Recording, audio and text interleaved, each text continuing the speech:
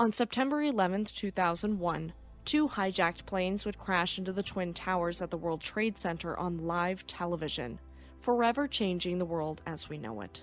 Water mains on Manhattan Island were smashed in the collapse of the Twin Towers, spraying water up into the sky like a geyser. John J. Harvey was recalled to service by the New York City Fire Department, being reactivated as Marine 2 as she once was. She glided out into the Hudson River alongside the fireboat's firefighter and John D. McKean, where she pumped water for 80 hours to control the flames at the World Trade Center, running her pumps until finally the water mains in Lower Manhattan were restored to service.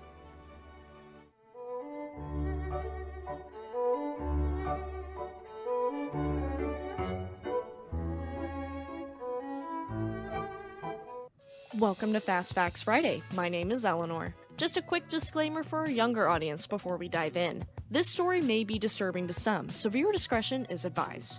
Okay everyone, let's get into it. Thank you so much to our longtime subscriber Pope Anthony for co-writing this script and providing much of the information listed here. This week will be a week of honoring both fireboats and the victims of the terrorist attacks on September 11, 2001. Without any further ado, let's look into fireboats.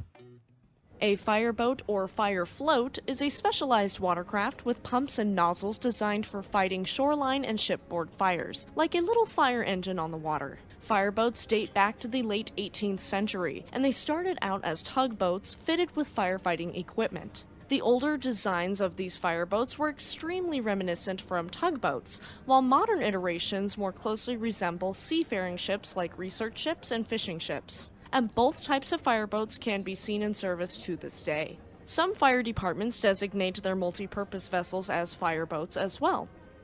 You'll often find fireboats fighting fires on docks and shoreside warehouses since they can directly fight these fires in the supporting underpinnings of these two structures. They're also quite useful since they never run out of water, as they pump it from directly below them in the hull and keel. Fireboats can also assist in shore-based firefighting efforts when other water is in low supply or unavailable, like we shall see this weekend with the story of John J. Harvey and the firefighting efforts of fireboats during 9/11.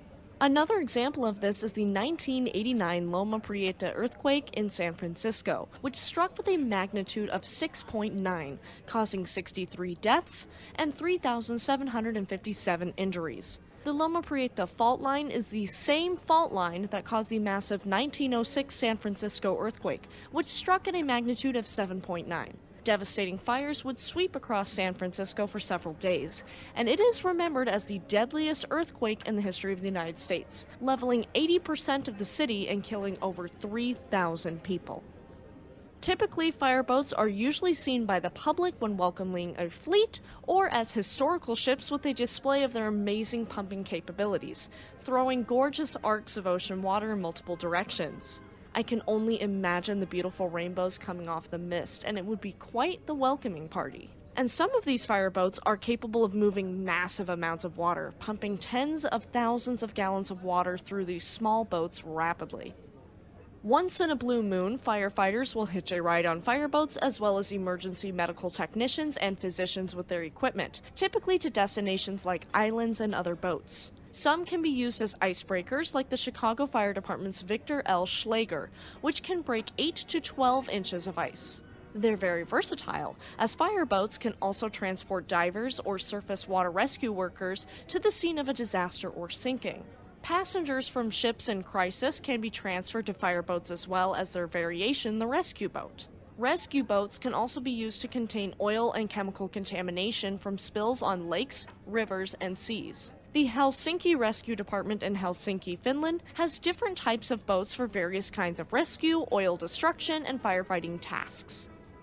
You'll find fireboats in cities with a large body of water with port facilities. This can be many major ports around the world, including ports on large lakes like the 5 Great Lakes between the US and Canada, and also on major rivers like the Mississippi River. For instance, St. Louis, Missouri has 4 fireboats. Smaller fire departments lacking resources will either borrow boats from local rescue agencies like the Coast Guard or use a rigid-hulled inflatable boat in a pinch.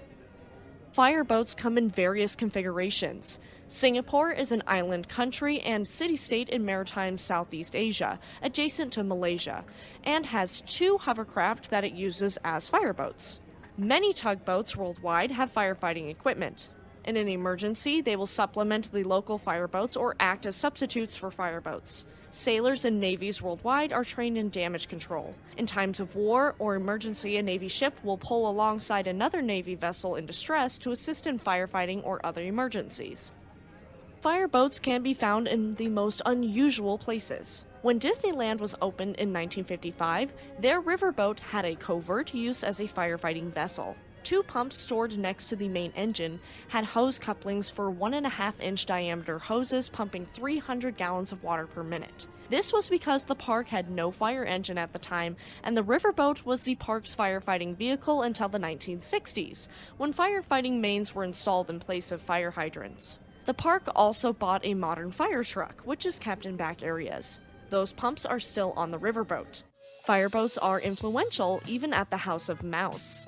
And our subscribers are so influential to us.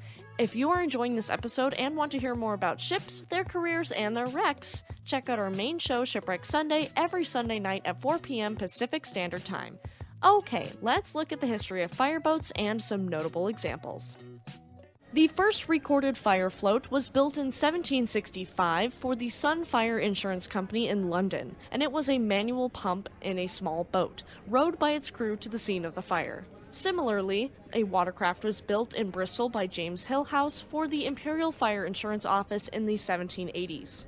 All firefighting in Bristol at the time was either by private insurance companies or the Docks Company until the formation of the Bristol Fire Brigade as a branch of the police in 1876. In New York City, a small boat with a hand pump was used to fight marine fires dating back as early as 1809. By the middle of the 19th century, self-propelled steam fire floats began to hit the scenes.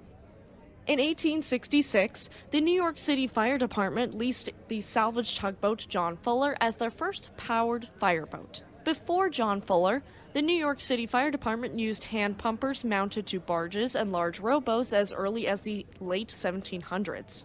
The first purpose-built steam-driven fireboats were the William F. Flanders, introduced by Boston Fire Department in 1873, and the William F. Havemeyer, introduced by the New York City Fire Department in 1875. The first European fireboat to appear in Bristol was the Fire Queen, built by Shand Mason and Company of London in 1884 for service in the city docks. Fire Queen was 53 feet long and was equipped with a 3-cylinder steam pump and 2 large hose reels. One of these hose reels was replaced with a monitor, also called a water cannon, in 1900, and the Fire Queen would serve Bristol until 1922. The city of Houston has 4 fire rescue boats for use in Lake Houston in the far northeastern part of the city. These are actually multi-purpose boats used not just for firefighting, but also on rescues, dives, and to assist in the containment of chemical spillage.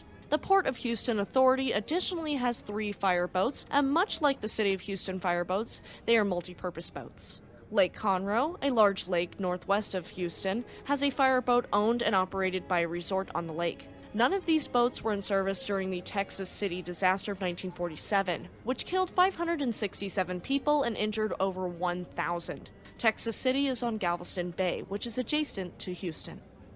The city of Long Beach, California, adjacent to Los Angeles, has a fireboat called the Protector. The Protector has a cost of $27 million. It has an onboard control center, a crane, 10 firefighting nozzles, and an onboard medical bay in case a person has immediate medical needs. Coast Guard ships and boats also have firefighting capabilities. The U.S. Coast Guard has just under 300 ships and boats. By comparison, Japan has 230 patrol boats with firefighting capabilities and 9 dedicated fireboats.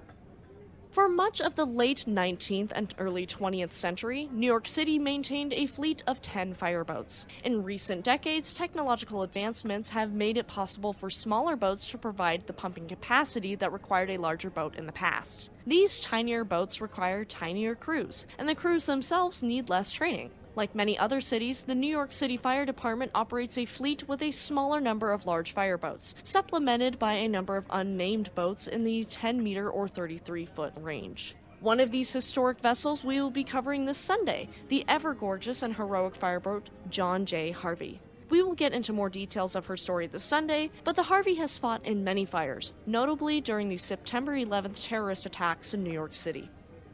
Fireboats, much like fire engines, have been essential to keeping people safe for multiple centuries now. Starting from rudimentary designs to something beastly that can pump endless gallons of water onto massive fires, these boats have changed how we fight fires in coastal towns.